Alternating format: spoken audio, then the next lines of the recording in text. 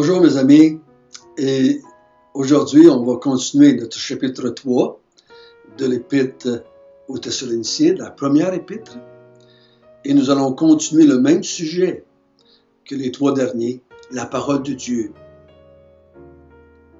Okay? On va continuer ce sujet, c'est tellement important dans la vie des croyants. Dans la vie des croyants pour qu'ils puissent être fermés, qu'ils puissent grandir dans la compréhension de l'œuvre de Dieu en eux, qu'ils puissent être encouragés à persévérer dans la foi, qu'ils puissent accepter les afflictions avec la joie de l'esprit. Ça prend les Écritures, la connaissance de la parole de Dieu. Prions ensemble. Notre bon Père du ciel, encore une fois, depuis 4 jours qu'on te dit merci pour ta parole, cette lumière qui nous éclaire. Merci pour cette parole qui nous encourage, qui nous instruit, qui nous exhorte, qui nous reprend. Merci pour cette parole qui nous conduit de plus en plus à te voir, à contempler ta force, ta puissance, ta grâce, ton amour, à contempler notre bien-aimé Sauveur. C'est dans ce livre que nous te voyons. Par l'action de l'Esprit en nous. Continue ce matin à nous motiver, à investir temps, prière, argent pour étudier ta parole. Au nom de Jésus. Amen. Donc on a vu hier que l'apôtre Paul, à cause de certaines nouvelles qu'il a entendues, il est inquiet. Il a peur. Il a peur que Satan ait tenté à un point tel l'Église des Thessaloniciens qu'ils ont abandonné. Il est dans la crainte. Il veut aller les voir. Mais il dit au chapitre 2, par 2 fois, Satan m'en a empêché. On a vu qu'est-ce que ça voulait dire. Et donc, qu'est-ce qu'il décide de faire dans son impatience, comme on a vu hier? Il décide d'envoyer quelqu'un qui va pouvoir se rendre là. Satan s'attaque à Paul pour l'empêcher d'aller, mais Paul va aller. Il va sortir par la porte d'en arrière, dans la personne de Timothée, puis il va aller. Parce que Timothée va être accepté. Lui, on ne va pas l'attaquer, vouloir le faire mourir comme on voulait faire mourir Paul. Donc, Timothée va aller avec un rôle, d'abord, de s'informer de la foi des Thessaloniciens, et deuxièmement, de les affermir avec les Écritures, avec la parole de Dieu, en leur rappelant ce que Paul leur avait dit, en leur expliquant plus profondément ce que Paul leur avait enseigné, en faisant des liens avec l'Ancien Testament pour qu'ils comprennent bien que souffrir au nom de Jésus, c'est à cela que nous avons été destinés et il faut l'accepter avec la joie de l'Esprit Saint. Donc on sait que Timothée est allé et a accompli la mission que Paul voulait qu'il accomplisse. Et ce matin, dans notre texte, il revient auprès de Paul avec de bonnes nouvelles. C'est ce que nous allons lire à partir du verset 6 jusqu'au verset 10. Mais Timothée, récemment arrivé ici de chez vous, nous a donné de bonnes nouvelles de votre foi et de votre charité, et nous a dit que vous avez toujours de nous un bon souvenir, désirant nous voir comme nous désirons aussi vous voir. En conséquence, frères, au milieu de toutes nos calamités et de nos tribulations, nous avons été consolés à votre sujet à cause de votre foi. Car maintenant nous vivons, puisque vous demeurez fermes dans le Seigneur. Quelles actions de grâce, en effet, nous pouvons rendre à Dieu à votre sujet, pour toute la joie que nous éprouvons à cause de vous devant notre Dieu. Nuit et jour, nous le prions avec une extrême ardeur de nous permettre de vous voir et de compléter ce qui manque à votre foi. Donc Timothée revient. Et si je peux employer le terme, il fait un rapport à Paul de ce qu'il a vu, de ce qu'il a entendu, de ce qui s'est passé à Thessalonique. Et si je résume, Paul est dans la joie de ce qu'il entend. Paul est dans la joie de ce qu'il entend, de ce que Timothée lui dit comme bonne nouvelle. Il dit que Timothée m'a donné la bonne nouvelle au sujet de votre foi et de votre amour. Donc il dit, il me rapporte des bonnes nouvelles à votre sujet, premièrement de leur foi et de leur amour. Je vous ai parlé dans le premier chapitre. Foi, amour, espérance, ça va ensemble, il ne faut pas les séparer. Il y a une influence les uns sur les autres. Mais si ma foi grandit, mon amour grandit, mon espérance grandit. Si mon espérance grandit, mon amour grandit, ma foi grandit.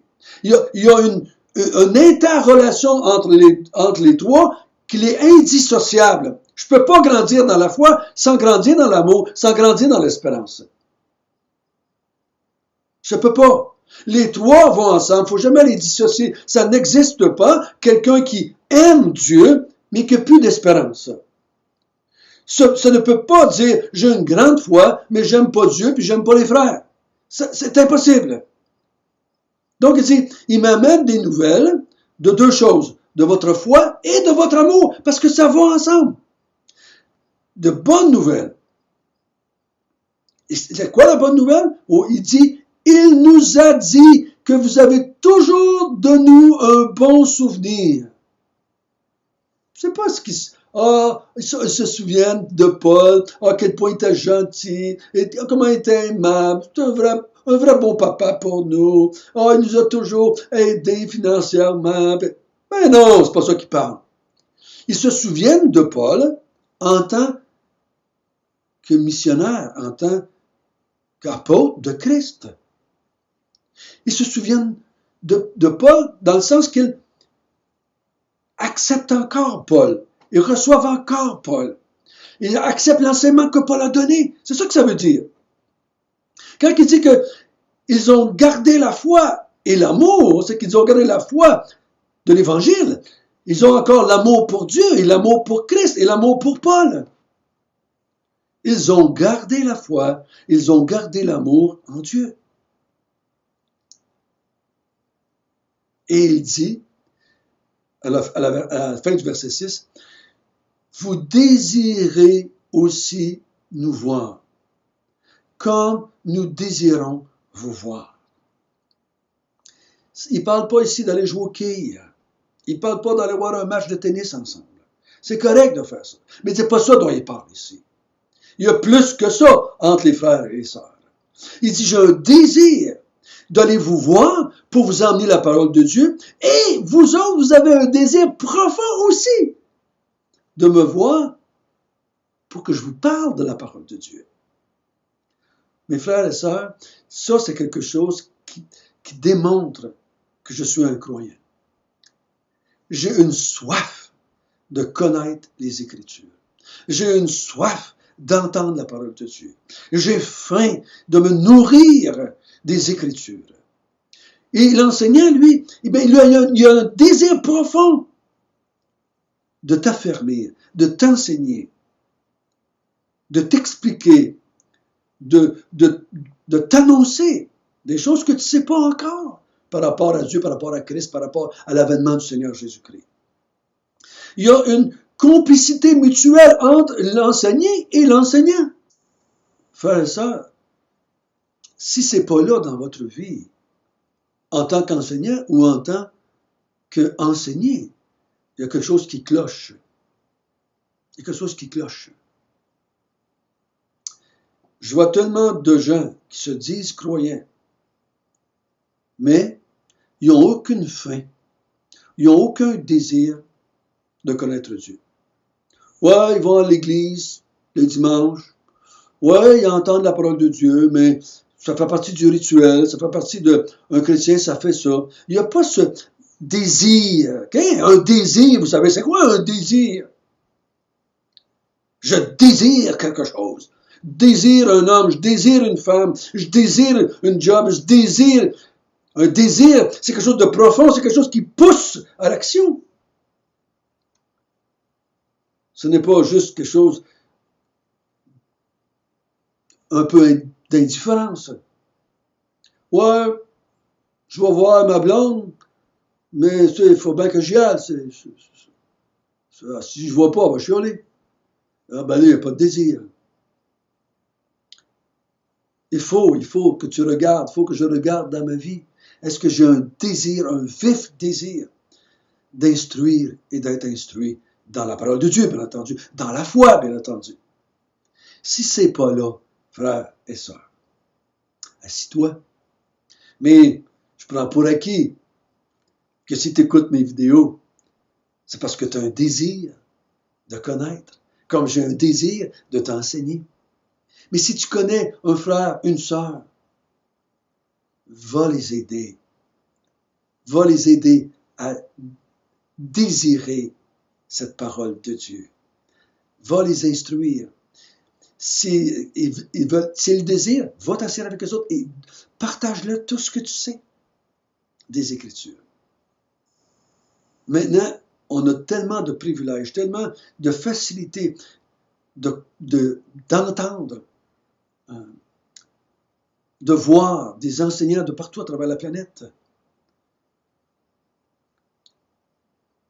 Je peux m'asseoir à peu près n'importe où avec un téléphone, avec une tablette, avec un ordinateur, avec des livres et me faire instruire parce que j'ai un vif désir de connaître Dieu. De connaître, dans notre sujet plus précis, c'est l'avènement du Seigneur Jésus-Christ. Et l'apôtre Paul, il dit ensuite au verset 7, « Donc, je suis calmé, je suis plus impatient, je ne suis plus dans la crainte, je suis dans la joie. Parce que je sais que Satan ne vous a pas ébranlé au point que vous avez abandonné. Je suis content de voir que votre foi est stable. Je suis content de voir que vous avez reçu Timothée comme si c'était moi-même. Que vous avez reçu la parole de Dieu que Timothée vous a emmené. Je suis heureux, je suis content, je suis consolé. Mais il dit au verset 8, nous vivons, puisque vous demeurez fermes dans le Seigneur. Vous savez, il avait envoyé Timothée pour les affermir. Et je suis content de voir que vous êtes fermes. Timothée a réussi sa mission. Vous êtes fermes dans la foi. Et vous persévérez maintenant encore. Vous restez affermis et vous attendez encore le retour du Seigneur Jésus-Christ. Vous restez fermes dans votre espérance de l'avènement du Seigneur Jésus-Christ. Oh, que ça me rend heureux. Oh, que ça me rend heureux.